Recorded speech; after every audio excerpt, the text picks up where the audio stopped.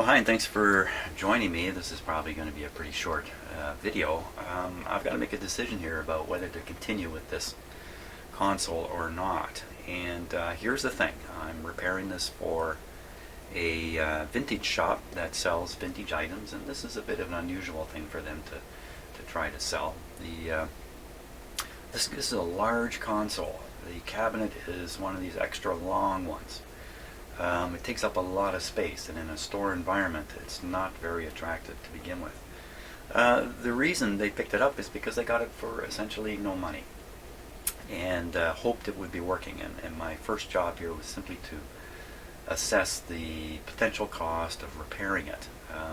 I don't mind spending time here. I don't, I'm pretty fair with everybody who gives me stuff to repair. I'm certainly not high-priced in what I do. A lot of the time I spend in my shop here poking around does not show up on the bill at all. So I keep the charges related to the actual beneficial work I do, and all the running around and having fun, well, that's all it is for me, running around and having fun.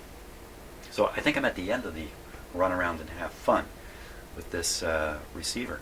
The main problem with me going forward here, aside from the very, very poor economics, ultimately with this console back together, record player, everything working 100%, it could probably only command a price around $200 to $250. That doesn't buy an awful lot of heavy-duty repair work, like replacing all these capacitors and stuff like that. Secondly, for all I know, I could get 90% through the repair, and at that point begin to discover even more problems exist in this receiver, because they can only kind of show up in the last stages. An example would be a defective speaker.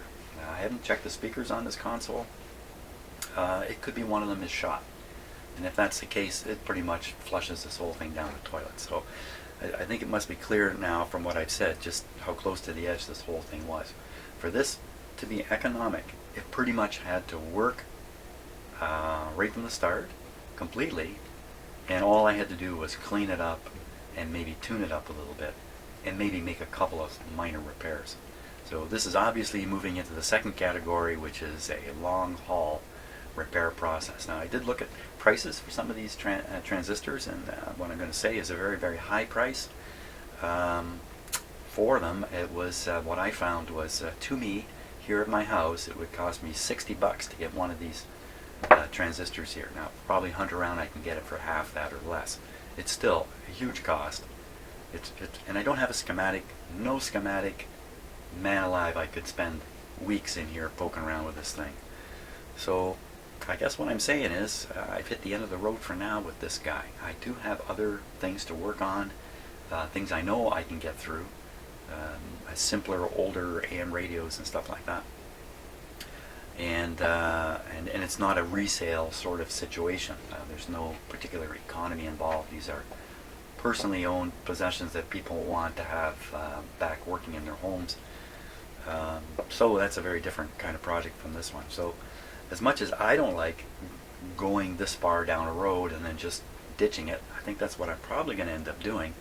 And unfortunately, those of you who have watched my videos have also come down the same road, and you might be all revved up. You might personally be a lot more comfortable with this kind of equipment than I am also, and you may be raring to go. But unfortunately, you're not here. I am, and my circumstances are what they are. So for now, I'm not going to throw this out or anything like that. I'm going to set it aside. I have to wait for the shop owners to contact me, and we have to get into a little bit of a chat with it, decide just ultimately what we want to do with this guy. But I haven't even got the record player in here yet. For all I know, it's a dead dog, or a cartridge is shot, or at least the needle is worn out, and all these things will push the cost of making this saleable beyond the value it can be sold for, which is not a good way to run any kind of business. So okay, so I think that's it for this video. I'm going to clear all this stuff out of here, bring something else in here to get working on,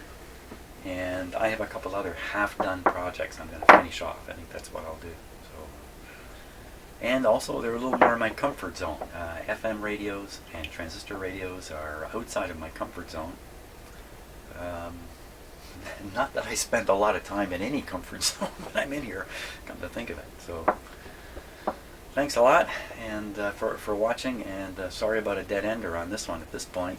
You never know, it might show up back on my bench somewhere down the road. See you later.